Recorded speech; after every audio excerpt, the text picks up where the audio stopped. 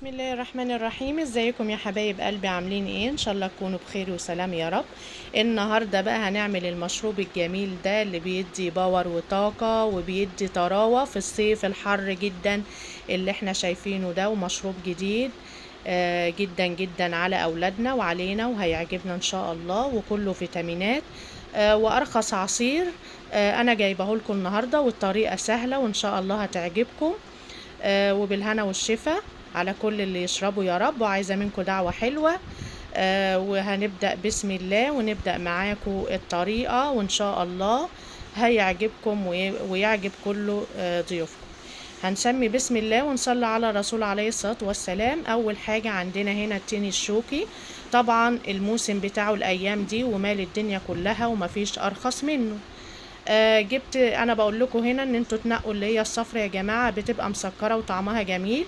وعندنا سكر طبعا على حسب التحليه، وعندنا ميه. فهنا هنبدا نحط في الخلاط التين والسكر وشويه ميه، وهضربه وارجع لكم تاني. كده بعد ما ضربته يا جماعه زي ما انتوا شايفين كده، شايفين اللون جميل وشايفين السمك بتاعه تقيل جدا جدا.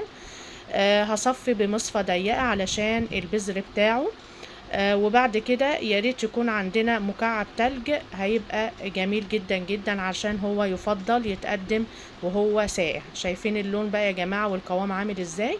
هصفي كل الكمية اهو كده، انا عملت كل الكمية وهبدأ اصبه لكم في الكوبايات التقديم.